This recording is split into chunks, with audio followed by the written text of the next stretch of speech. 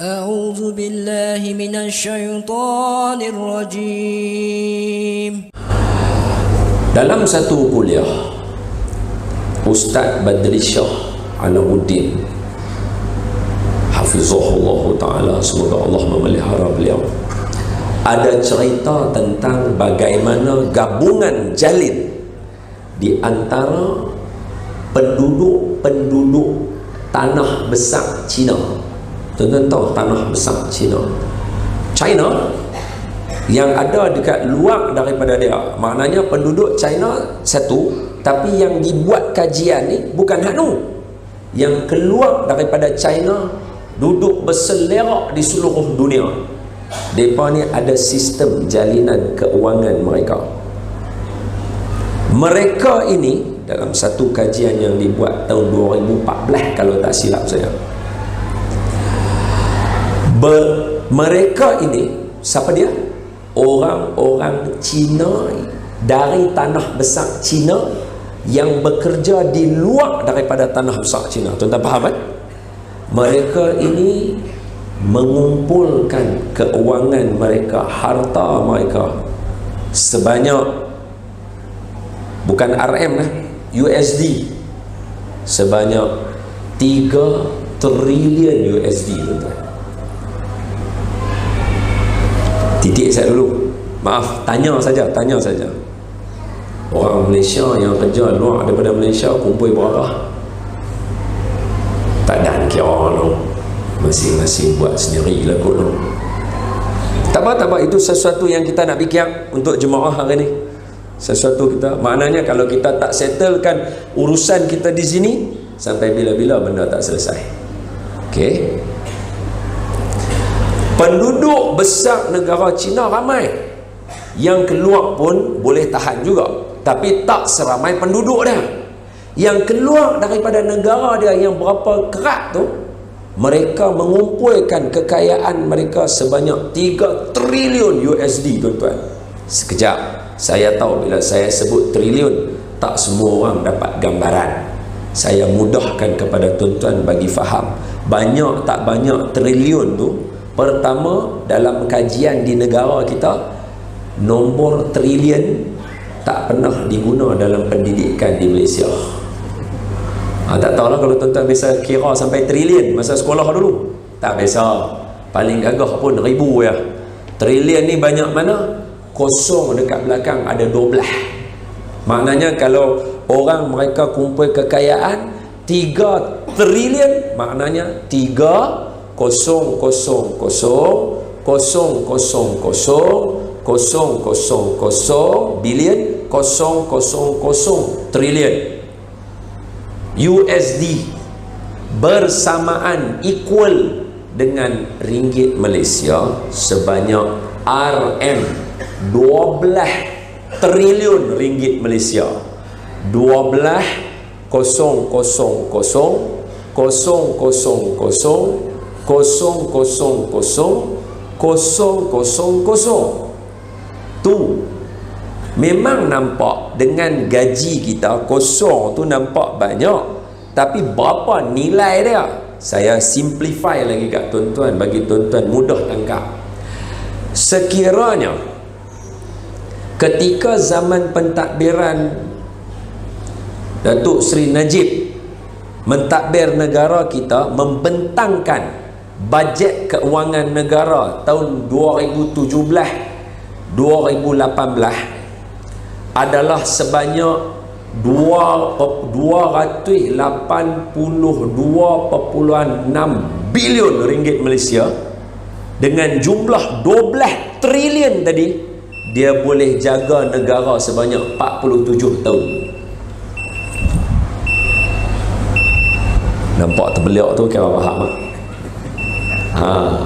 Nampak aja 12 triliun, nampak lagu tu, tapi kita tak tahu berapa banyak tambah 3 kosong lagi tu. Bilion nak pi triliun tambah 3 kosong. Okey, sekejap tanya, azan dulu ke atau kuliah tarawih? Azan dulu. Baik, bagi laluan pada azan. Penduduk negara tanah besar Cina yang berada di luar daripada tanah besar Cina yang bekerja, mereka mengumpulkan keuangan sebanyak 12 triliun ringgit Malaysia. Yang pertama, saya bagi perumpamaan kepada tuan-tuan tadi, dengan jumlah 282.6 bilion ringgit Malaysia untuk membangunkan negara Malaysia setahun, bajet itu dengan jumlah 12 trilion boleh jaga Malaysia 47 tahun. Okey, itu yang pertama. Nampak tuan-tuan terbeliak? Saya nampak tuan-tuan faham sekarang. Yang kedua, nak bagi ringan lagi, bagi nampak duit tu banyak mana. Kalau 12 trilion tu kita susun duit tu, susun 1,000, kita susun duit tu 1,000, susun meninggi, kita tumbangkan duit tu, bagi dia pergi memanjang sepanjang perjalanan. Panjang duit itu adalah sejauh 309 km. Makna dari sini susun duit sampai ke atas sikit daripada Ipoh, nak turun pi ke gunung,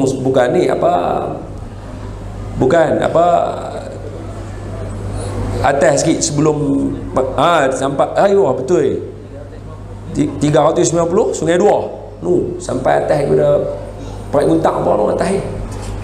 Dari sini ni susun duit 12 trilion. Kalau ni baru nampak dia, baru faham, dia kata banyak. Siapa dia yang kumpul tadi tu? Kerajaan negara Cina ke? Bukan. Rakyat dia. Tang mana? Negara besar Cina? Bukan. Yang duduk luar. Tetapi mereka mempunyai hati dan perasaan untuk bersatu padu. Hal ini kita tak ada. Kelemahan kita ada di situ. Apa dia? Perangai orang-orang Rom suatu ketika dahulu meresap masuk dalam diri kita sekarang. Sebab Rom satu empire yang besar sebelum kedatangan Islam. Tetapi empire Rom jatuh disebabkan oleh kekuatan mereka dulu. Apa dia? Agama. Mereka dulu Rom membangun dengan agama Kristian. Tapi bila berkembang, agama mereka tak ada sistem nak jaga. Maka daripada Katolik, daripada Kristian keluar seorang nama Protestan, keluar daripada Protestan itu ini kerana agama mereka bertengkar, lingkup habis. Jadi tak kat kita. Jadi surah Al-Ansar awak pula tak jadi. Sebab agama kita bertengkar, sedangkan agama mai nak menyatu padukan kita. Pelik sebab tu saya tak mau bincang luar. Kalau bincang luar kita nampak kena ke orang lain, tak kena ke kita. Saya tak boleh bincang dengan tuan-tuan terus kepada bagi tahu tuan-tuan tolong bantu masjid untuk dapat pahala banyak ke akhirat. Ingat tuan-tuan tak reti, tuan-tuan lebih reti daripada saya. Tapi benda tak akan jadi sekiranya daripada akar umbi kita tak selesai. Kita perlu timbul dalam diri kita perasaan sayangkan tempat kita. Sebab apa?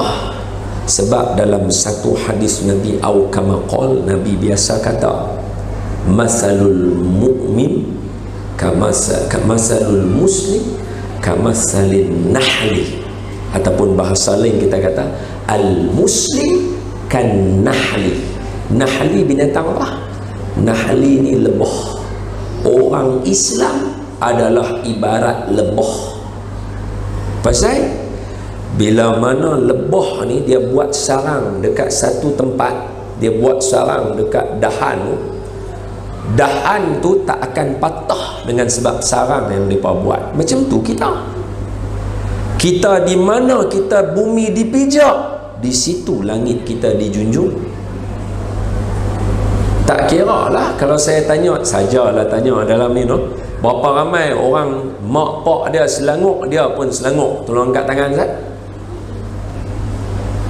Seorang, dua, tiga. Hak lain semua pendatang luar, betul tak? Orang Islam, di mana bumi dipijak, di situ langit dijunjung. Baru betul. Dia bukan kira aku mai daripada Pulau Pinang, kira aku jaga geng-geng beradik-beradik sajalah. Dia bukan kira lagu tu.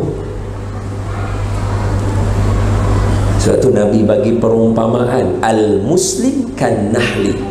Orang Islam macam lebah. Lebah ni perangai dia apa? Bila dia buat sarang dia, sarang lebah tu dekat satu dahan dia berpaut, dahan tu tak akan patah. Satu, makna dahan tu elok. Orang Islam bila duduk tang balakong, dia akan make sure balakong akan maju dengan sebab kehadiran dia. Itu baru betul. Satu. Dua, bila dia buat sarang, dia bagi madu. Maknanya mengeluarkan manfaat pula dah. Allahu Akbar. Baru betul hadis Nabi. Apa dia? Ahabbun nas, ditanya kepada baginda Nabi sallallahu alaihi wasallam, ya Rasulullah, siapa dia orang paling sayang, Allah Taala paling sayang ni siapa dia? Nabi jawab, ahabbun nasu ilallah anfa'uhum linnas. Manusia yang paling Allah cinta adalah manusia yang bagi manfaat pada orang lain. Dia tak kira orang Islam ke bukan. Siapa saja tuan-tuan ambil lah, minta maaf lah, ambil lah siapa pun yang asal bagi manfaat saja dekat manusia, dia akan dapat kebaikan dan mendapat kemuliaan di sisi di dunia ni, pasti akan dapat.